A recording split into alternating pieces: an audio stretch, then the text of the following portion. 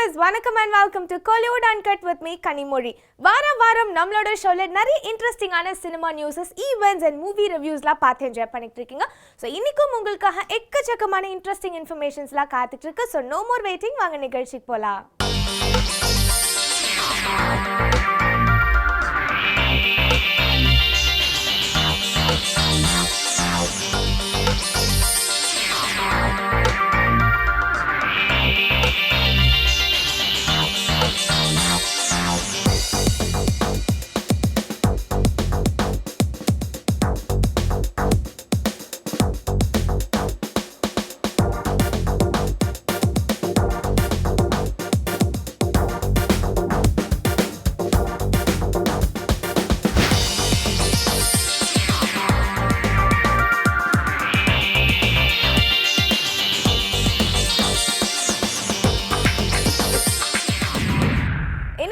ஷோல ஃபர்ஸ்ட் பார்க்க போறது கோடிட்ட இடங்களை நிரப்புக படத்தோட ஆடியோ லான்ச் தாங்க.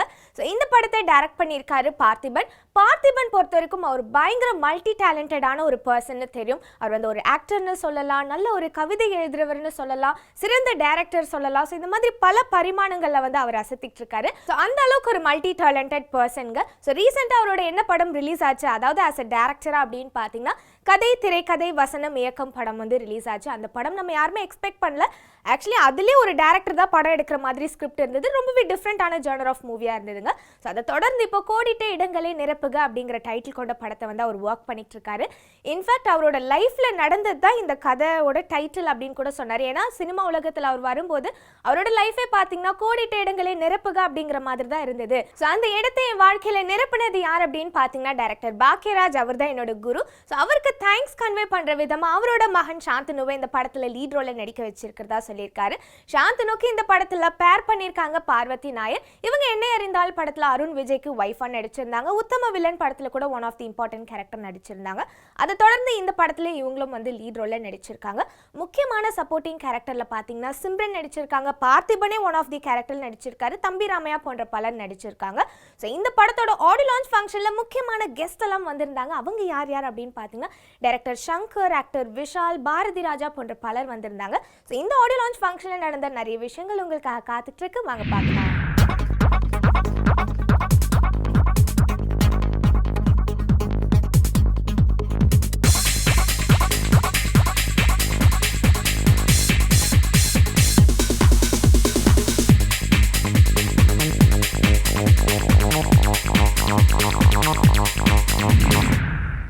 இது போல ஒரு குருவுக்கு ஒரு விழா எடுக்கிறத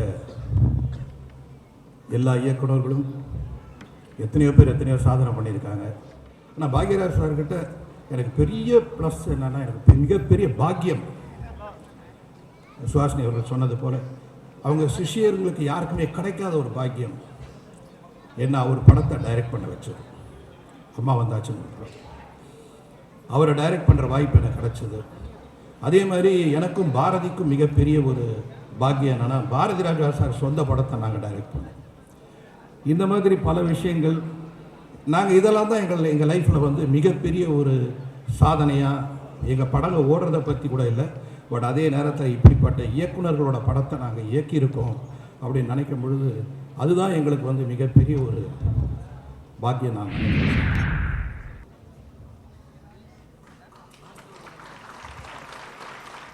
மாதா, பிதா, குரு, தெய்வம். குருவுக்கு வந்து செய்கிறது தான் உண்மை. அம்மா, அப்பா, குரு, அப்புறம் தான் தெய்வம்லாம். நம்ம தெய்வம்லாம் உள்ளே இருக்காங்க, நம்மளுக்குள்ள வெளியே தேடின்னு இருக்கோம். வாழ்க வைகம், வாழ்க வளமுடன். Love you all. பாக்யராஜ் சாரை பற்றி நான் பேசணுன்னா, ஒரு 18 வருஷத்துக்கு முன்னாடி போகிறேன். ஒரு நாள் நடந்த விஷயம் அது இப்போ படையப்பா ஃபைனல் ஒர்க் நடந்துகிட்ருக்கு. வந்து ஹேம்நாத் பாபுன்னு ஒரு ப்ரொடியூசர் வந்தார். சுயம்பரம்னு ஒரு படம் நாங்கள் தயாரிக்கிறோம். அது மார்னிங் 7 to மறுநாள் மார்னிங் 7, தட் இஸ் 6:59 24 ஹவர்ஸில் அந்த படத்தை வந்து எடுத்து முடிக்கிறோம். ஷூட்டிங் ஒரே நாள் தான் ஷூட்டிங்கு. அது வந்து ஒரு 6-7 டைரக்டர்ஸ் டைரக்ட் பண்ணுவாங்க. அதில் ஒரு டைரக்டராக நீங்களும் இருக்கணும் அப்படின்னு சொன்னார். அதாவது ஒரு 2 செட் ஆஃப் ஜட்ஜஸ் இருப்பாங்க. அதில் ஒரு செட் ஆஃப் ஜட்ஜஸை வந்து நீங்கள் ஷூட் பண்ணி கொடுக்கணும். அதில் மற்ற ஆர்டிஸ்ட்லாம் வந்து போவாங்க அப்படின்னு சொன்னாங்க. யார் சார் ஜட்ஜுன்னா பாக்கியராஜ் சார் அந்த ஊர்வசி மேடம் தான் ஒரு செட் ஆஃப் ஜட்ஜ் அப்படின்னா. உடனே ஓகே சொல்லிவிட்டு அப்படி நான் திரும்பி எனக்குள்ளே வந்து அப்படின்னா ஒரு ஃப்ரீஸ் பண்ணேன். ஒரு அப்போ ராஜகுமாரி தேட்டர்னு ஒன்று இருக்கும் அங்கே டி நகரில். அந்த ராஜகுமாரி தேட்டரில் நான் வந்து அந்த பால்கனியில் ஒரு படம் பார்த்துட்ருக்கோம், ஏணிப்படிகள்னு நினைக்கிறேன். என் முன்னாடி இருந்தவங்கலாம் ஒரே சலசலப்பு, ஒரே கசகசான்னு பேசிகிட்டு இருக்காங்க. அப்பப்போ திரும்பி பார்க்குறாங்க. நான் கொஞ்சம் லேட்டாக வந்ததுனால அதுக்கப்புறமா நான் திரும்பி பார்த்தா பின்னாடி பார்க்குறேன் சார் அவருடைய அசிஸ்டன்ஸோடு உட்காந்துருக்காரு படம். எனக்கு ஒன்றுமே புரியல. நான் அவருடைய மிகப்பெரிய ஃபேன் ஆகிட்டேன் அந்த காலத்தில். அவர் வந்து அப்படியே இப்படி சைடில் இப்படி நான் எங்கே ஏணிப்படிகள் பார்த்தேன், இவரை தான் பார்த்துட்ருக்கேன். அப்பப்போ திரும்பி அந்த கையில் 6ன்னு ஒரு சிம்பிளில் ஒரு மோதிரம் அந்த இருட்லேயும் பளபளக்குது. உடனே ஃப்ரீஸ் ரிலீஸ் பண்ணால் இங்கே கை கொடுக்குறாரு.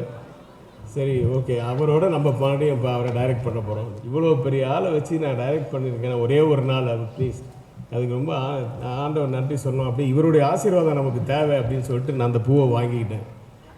அதுக்கப்புறம் ரிலீஸ் ஆன படம் வந்து படையப்பா மிகப்பெரிய வெற்றியாச்சு. ஸோ அவருடைய ஆசீர்வாதம் எனக்கு வேணும் அப்படின்றது வந்து நான் எப்பவுமே நினைப்பேன். இது நிறைய விஷயங்கள் அவருக்கே புதுசாக இருக்கும் இந்த ராஜகுமாரி தேட்டர் மேட்டர்லாம். ஸோ அவருக்கு ஒரு விழா எடுக்கிறாரு பார்த்திபன் சார்னா, அவருக்கு முதல்ல பார்த்திபன் சாருக்கு உங்களுக்கு ஒரு சல்யூட். அப்புறம் எல்லாரோட சேர்ந்து நானும் எப்பவுமே அவருக்கு சல்யூட் அடிச்சிட்டு இருப்பேன். அதாவது உங்களோட நான் உங்ககிட்ட நான் ஒர்க் பண்ணனாலும் உங்கள் அசிஸ்டண்ட் கிட்ட நான் ஒர்க் பண்ணியிருக்கேன். அந்த வகையில் நானும் உங்களுடைய சிஷியன் மாதிரி தான். எங்களுடைய மானசீக குரு நீங்கள் தான். அது வந்து ஒரு வார்த்தையில் சொல்லணுன்னா, சேரன் என்கிட்டேருந்து வெளியில் போகும்போது முதல் படம் வெளியில் பண்ணுறான். அப்போது வந்து சார் என்னுடைய ஃபஸ்ட்டு படத்தினுடைய இன்விடேஷன் வந்து நீங்கள் தான் சார் எனக்கு இது கொடுக்கணும் அப்படின்னா. முதல்ல யோசிச்சு நான் என்ன எழுதி கொடுக்க போகிறேன். அப்புறம் யோசிச்சு நான் வந்தது ஒரு பேப்பரில் என்னோடய லெட்டர் பேடில் எடுத்து ஒரு பாரதி ராஜாவிடமிருந்து ஒரு பாக்கியராஜ், ஒரு பாக்கியராஜ் இடமிருந்து ஒரு பார்த்திபன், ஒரு பார்த்திபனிடமிருந்து ஒரு விக்ரமன், ஒரு விக்ரமனிடமிருந்து ஒரு KS ரவிக்குமார், ஒரு KS ரவிக்குமாரிடமிருந்து ஒரு சேரன் என்ற வரிசையில் மட்டுமில்லாமல் என்னை விட நீ வளர என்னுடைய வாழ்த்துக்கள்னு கைது போட்டு கொடுத்தேன். ஸோ அந்த வரிசையில் உங்களுடைய சிஷியனாக நான் எங்களுக்கு சல்யூட் பண்ணுறதுக்கு வந்திருக்கேன். பார்த்திபன் சார், இந்த 2-in-1 விழாவிற்கு என்னுடைய வாழ்த்துக்கள். ஹீரோக்கள் சூப்பர் ஸ்டார்ஸ் இருக்கிற படங்கள் தான் வந்து ஓடுங்கிற ஒரு டைமில் தயாரிப்பாளர்கள் எல்லாம் வந்து சூப்பர் ஸ்டார்ஸை வச்சு தான் படம் வந்து எடுத்தாங்க. அந்த டைமில் திரைக்கதை நல்லா இருந்தால் யார் வேணாலும் நடித்தா படம் ஓடுங்கிற உடைச்சிட்டு வந்தது அண்ணன் பாக்யராஜ் அவர்கள் தான். நான் அவர் படங்கள் தான் நிறைய ரசிச்சிருக்கேன். அண்ணே, இன்னைக்கு உங்களோட அசிஸ்டன்ஸ் எல்லாம் கூட சேர்ந்து, அசிஸ்டன்ட் சொன்னாதான் அவங்களுக்கு வந்து பெருமை. அவங்கள வந்து ஒருத்தர் வந்து பெரிய இயக்குனர்னு சொன்னால் அது வந்து பெருசாக இல்லை. இன்னைக்கு வந்து ஒரு அசிஸ்டண்டாக தான் வந்து இங்கே வந்து பாராட்டுறாங்க பாருங்க. ரொம்ப ரொம்ப சந்தோஷம், மகிழ்ச்சி. வேற மனுஷனுக்கு வேற என்ன தேவை? நம்ம திரையுலகத்துலேருந்து வேற படம் நீ நல்லா நடிச்சா போதும், நல்லா இருக்குன்னு சொன்னாவே போதும். அந்த வகையில் இத்தனை பேர் வந்து உங்களுக்கு பாராட்டுறாங்களே, அது வந்து உங்கள் மனசுக்காக ரொம்ப சந்தோஷம். இதை வந்து கண்டிப்பாக நான் சொல்லணும். அதாவது வந்து அவங்க துணைவியார் அம்மையார் பூர்ணிமா அவர்கள் கடைசியாக வந்து கல்யாணத்துக்கு முன்னாடி நடித்த படம் என் படம் தான். ஒரு நாள் வந்து பாட்டு நாங்கள் எடுத்துக்கிட்டு இருக்கோம். காலையிலேருந்து ஸ்டெப்பு வர மாட்டேங்குது இப்படின்றாங்க. என் தோல் மேலே பார்க்குறாங்க, யாருமே அது பின்னாடி யாருமே காண, என்னடா இப்படி பண்ணுறாங்கன்னு யோசிச்சுருக்கேன். அப்புறம் ஒரு 1 o'clock வந்து அப்படின்னாங்க. பார்த்தா அண்ணன் ஸ்டைலில் அப்படி பாக்யராஜன் நடந்து வர்றாரு. என்னம்மா நாளைக்கு கல்யாணங்க அப்படின்னாங்க. ஆஹா, ரொம்ப சந்தோஷம். அன்னைக்கு பிடிச்ச கைதானே.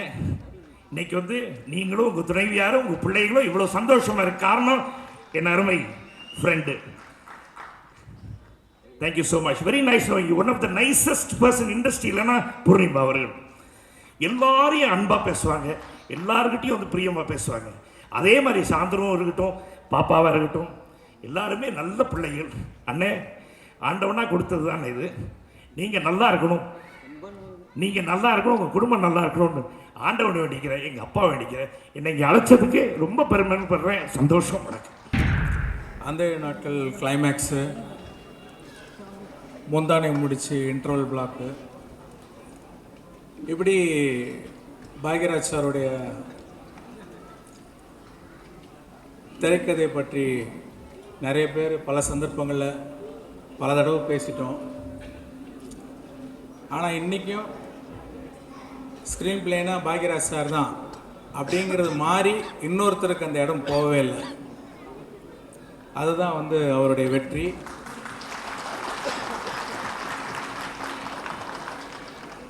ஏன்னா அவ்வளோ கன்சிஸ்டண்ட்டாக அருமையான திரைக்கதைகளை அமைச்சிருக்காரு.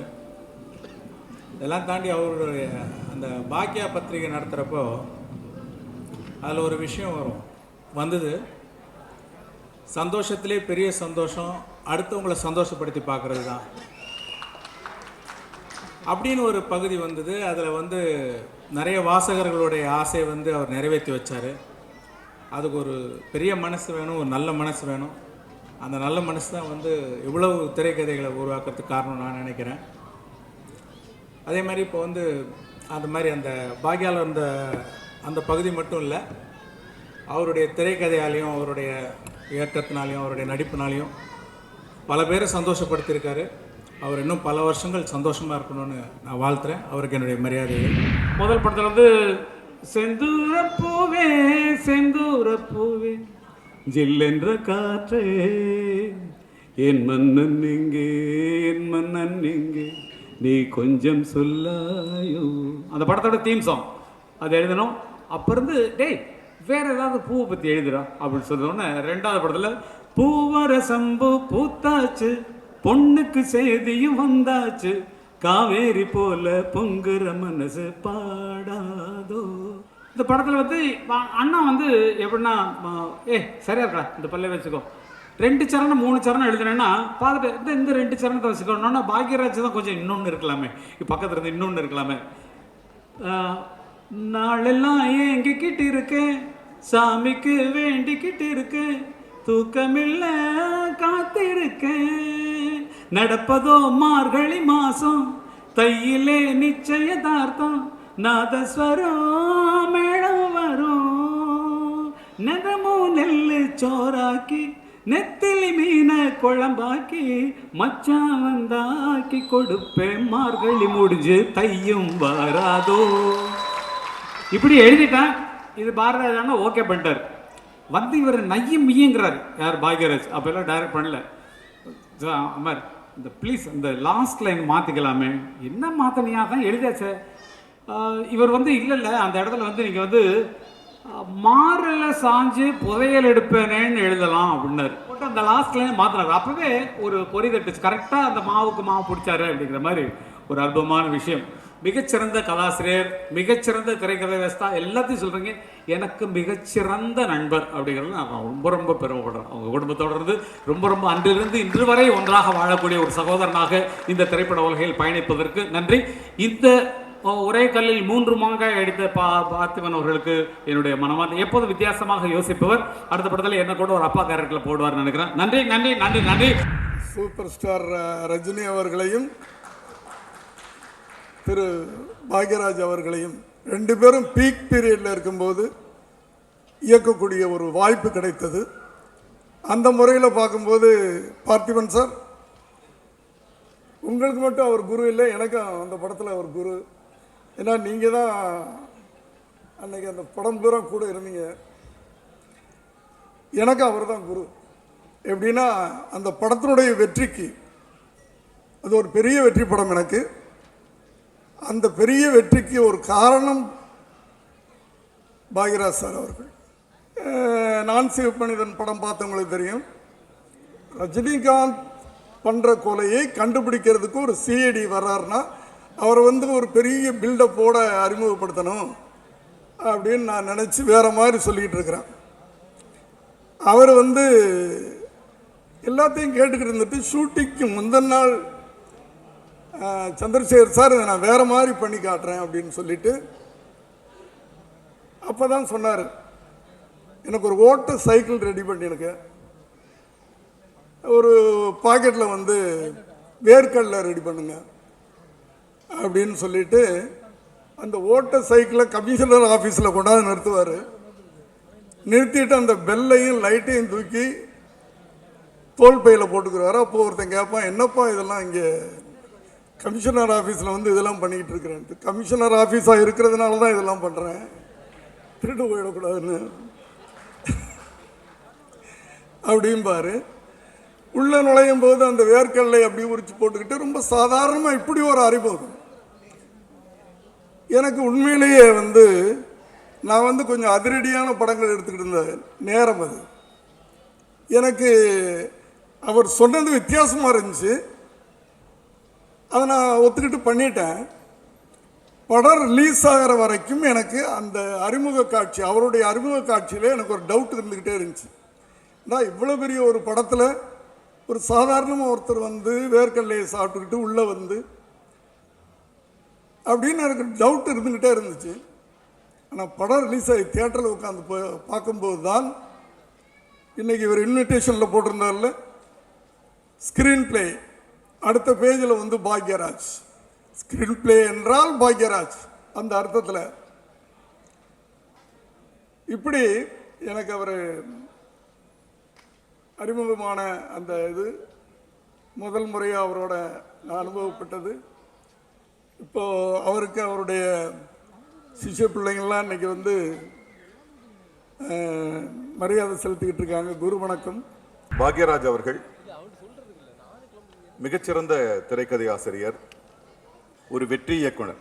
வெற்றி இயக்குனர் மட்டுமல்ல, ஒரு ட்ரெண்ட் செட்டர். ஒரு சினிமாவின் போக்கையே மாற்றி அமைத்தவர். ஒரு சில 100 பேருக்கு நேரடி குருவாக இருந்திருக்கிறார், பல ஆயிரம் பேருக்கு மானசீக குருவாக இருந்திருக்கிறார்.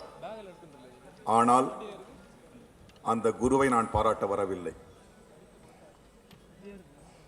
இன்று நமக்கு தெரியும், ஒரு படம் ஓடினாலே உலகத்தையே கையாண்டது போல கை கொண்டதை போல ஒரு பெருமிதத்தோடு பேசுகின்ற படைப்பாளர்களுக்கு மத்தியில் ஒரு 2 ஆண்டுகளுக்கு முன் திரு தனஞ்சயன் அவர்கள் போஃப்டார் என்ற ஒரு ஃபில்ம் அகாடமி ஆரம்பிக்கிறார். அதற்கு ஐயா பாக்யராஜரம் சென்று நீங்களும் வகுப்பெடுக்க வேண்டும் என்று கேட்கிறார். பாக்யராஜ் ஏன் மிகச்சிறந்த படைப்பாளி? பாக்யராஜ் சொல்லுகிறார், ஐயோ என்னங்க இந்த பில்டிங் எல்லாம் இப்படி இருக்கு, ரொம்ப இதுவாக இருக்கு, இதில் நான் போய் என்ன கற்றுக் கொடுக்குறது? பசங்களாம் நம்மளோட வேகமாக இருக்காங்க, இதெல்லாம் நீங்கள் 1 மாதம் எனக்கு உட்காந்து கற்றுக் கொடுங்க, நான் என்ன பேசணும், என்ன நான் வந்து மனசில் இருக்கிறத அப்படியே பேசிடுவேன், அதை நான் பாடமாக எடுக்க தெரியாது, நீங்கள் என்னென்ன எப்படி இப்படி பண்ணணும்னு எனக்கு கற்றுக் கொடுங்கன்னு அவர்கிட்ட கேட்குறார். 1 மாதம் பொறுமையாக தன்னுடைய திறனை, தன்னுடைய படைப்பு திறனை எப்படி பாடமாக்க வேண்டும் என்று 1 மாதம் பொறுமையாக உட்கார்ந்து கற்றுக்கொண்டார் ஒரு மாணவனாக. ஆக நான் இந்த தமிழ் சினிமாவின் மிகச்சிறந்த மாணவனுக்கு மரியாதை செய்யவே நான் வந்திருக்கின்றேன். நான் சாந்தனுவை பற்றி பேசணும். சாந்தனு சினிமாவில் மட்டுமே கதாநாயகன் அல்ல, நிஜ வாழ்க்கையில் கதாநாயகன். ஏன்னா இதே காலகட்டத்தில் சென்ற வருடம் மழை வந்த போது அந்த தம்பி எப்படி இறங்கி வேலை செஞ்சான்னு எனக்கு தெரியும். ஆக அவன் வந்து நிஜ வாழ்க்கையிலேயே அந்த மக்களுக்கான ஒரு ஒரு ஒரு அக்கறை இருக்கிறது. ஆக தம்பி, நிச்சயமாக இந்த படத்தினுடைய ஒவ்வொரு பிம்பத்தை பார்க்கும்போதும் அவ்வளோ ஃப்ரெஷ்ஷாக இருக்குது, அவ்வளோ இளமையாக இருக்குது. அது அந்த படைத்தவருக்கும் சொல்லணும், உனக்கும் சொல்லணும். நிச்சயமாக இந்த மிக தமிழ் சினிமாவின் வெற்றிடமாக ஏதாவது இருந்தால் அது நிச்சயமாக இந்த படம் வந்து அதை பூர்த்தி செய்யும். பாக்யராஜா சார் பற்றி எல்லாரும் நல்ல விஷயங்கள் சொன்னார். என்னை விட ரொம்ப நெருங்கிய அவருடைய சீடர்கள், அவருடைய ஃப்ரெண்ட்ஸ் நிறைய பேர் இருக்காங்க. எனக்கு அவர் படத்தில் பாடும்போது மட்டும் அவரோட ஒரு பரிச்சயம். அவர் மியூசிக் செஞ்சு கூட நான் பாடிருக்கேன், அது எனக்கு ரொம்ப சந்தோஷம். அவர் மியூசிக் செஞ்சு எல்லா ஆண் குரல் பாட்டுகள் நான் தான் பாடிருக்கேன். அவருக்கு 99% பாட்டு தமிழ் படத்தில் வந்ததெல்லாம், தெலுங்கு படத்தில் வந்ததெல்லாம் நான் தான் பாடிருக்கேன். இதெல்லாம் இல்லாமல் அவர் படங்கள் எல்லாம் தெலுங்குக்கு டப் பண்ணும்போது அவருக்கு வாய்ஸ் நான் தான் கொடுத்துருக்கேன். இதை விட என்ன சந்தோஷம் வேணும்? அது மட்டுமே இல்லாமல் என் பசங்க 2 பேரும் சின்ன குழந்தைங்களாக இருக்கும்போது முதல் தடவை மைக் முன்னால் நிற்க வச்சு படத்தில் பாட வச்சது அவர் தான். டார்லிங் டார்லிங் படத்தில் ஓனெஞ்ச பாட்டு அவங்க 2 பேர் சேர்ந்து ஃபஸ்ட் டைம் மைக்ரோஃபோன் முன்னால் நிற்க வச்சு பாட வச்சது அவர் தான். இதெல்லாம் இருக்கட்டும், அவர் is one of the finest persons, ரொம்ப நல்ல மனுஷன். It is not the question of how long you were an artist or how short you were an artist, but how beautiful you performed in that time. அந்த காலகட்டத்தில் எவ்வளவு அழகாக அவர் ரொம்ப மரியாதையாக நிமிர்ந்து நிற்கக்கூடிய படங்கள் தான் எடுத்திருக்காங்க. அவர் படத்தில் எடுத்து காட்டினாங்க. சிஸ்டர்ஸோட படத்துக்கு போகும்போது அங்கே ஒரு ஆபாசமான இது வந்து சில்லறை கீழே போட்டுட்டு அவங்க பார்க்காம பண்ணுறது மரியாதையான கமர்ஷியல் சினிமாஸ். இன்றைக்கும் நான் 40 வருஷத்துக்கு முன்னால் எப்படி பார்த்துருக்கிறேனோ அப்படியே இருக்காங்க. அப்படியே இருங்க சார், இன்னும் 40 வருஷம் அப்படியே இருங்க. அதுதான் நமக்கு ரொம்ப முக்கியமானது. அண்ட் ப்ரவுட் டு சே இந்த ஃபேமிலியில் நான் கூட ஒருத்தன் சொல்லிக்கிறதுல ரொம்ப ரொம்ப சந்தோஷமாக இருக்குது. I cannot forget you sir. நாங்கள் எங்கள் ஃபேன்ஸ் அசோசியேஷனுக்காக ஒரு சின்ன ப்ரோக்ராம் திருச்சியில் பண்ணும்போது கேட்ட உடனே நீங்கள் வந்து அந்த நிகழ்ச்சியில் கலந்து கொண்டிருக்கீங்க. அதுக்காக நான் வந்து இப்போ இந்த கடன் தீர்க்கிறதுக்காக வரல. இன்னும் உங்களுக்கு என்னென்ன நடக்குதோ அதெல்லாம் நடக்கும்போது நான் பக்கத்தில் இருக்கணும்னு நான் ரொம்ப சந்தோஷப்படுறேன். நம்ம காலிவுட் அன்கட்ல அடுத்ததா மியா படத்தோட பிரஸ் மீட் தாங்க பார்க்க போறோம். இந்த படத்தோட டைட்டில் இருந்தே தெரியுது ஏதோ பூனை சம்பந்தப்பட்ட படம் அப்படின்னு சொல்லிட்டு. ஸோ இந்த படத்தை டைரக்ட் பண்ணியிருக்காரு பழனிசாமி. இந்த படத்தோட காஸ்ட் அண்ட் க்ரூ பார்த்தீங்கன்னா எல்லாருமே வந்து டெபு ஆக்டர் அண்ட் ஆக்டர்ஸ் தாங்க நடிச்சிருக்காங்க.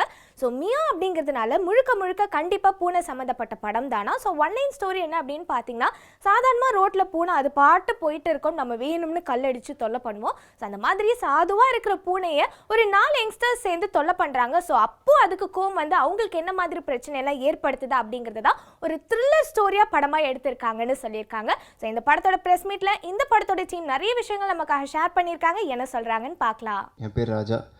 இந்த படத்தில் வந்து நான் ஒரு மெயின் ஹீரோவாக பண்ணியிருக்கேன். அதுக்கு நான் முக்கியமாக தேங்க்ஸ் சொல்ல வேண்டியது வந்து இந்த படத்தோட ப்ரொடியூசர் மிஸ்டர் வின்சென்ட் அடைக்கல்ராஜ் சார். அதோட பெரிய தேங்க்ஸ் அவருக்கு ஏன் சொல்லணும்னு பார்த்தீங்கன்னா, ராஜானாலேயே முடியும், ஒரு சான்ஸ் கொடுத்து பார்க்கலாம், அவன் கண்டிப்பாக நல்லா நடிப்பான், அந்த மாதிரி நம்பிக்கை வச்சதுக்கு பெரிய தேங்க்ஸ். ஏன்னா நான் சாரோட ஆஃபீஸில் தான் ஒர்க் பண்ணிட்டு இருந்தேன், ஆர்ட் ஹவுஸ்ன்னு சொல்லிட்டு ஒரு கேலரியில் டிசைனராக. ஆக்டிங் வந்து காலேஜ் டேஸ்லேருந்து ட்ரை பண்ணிட்டு தான் இருந்தேன். ஸோ அவ்வளோ போராட்டத்துக்கு அப்புறம் தான் இந்த சான்ஸே கிடச்சிச்சு எனக்கு.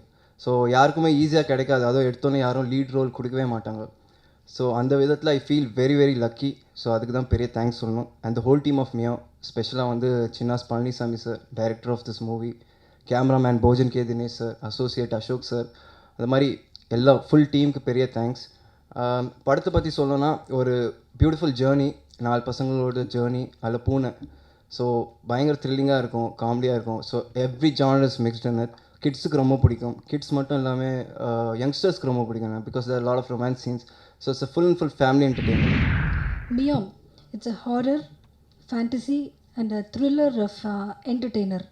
இது வந்து must watch for all, especially kids will love it from the bottom of their hearts. So we promise you that. உங்ககிட்ட இருந்து நல்ல response we are waiting.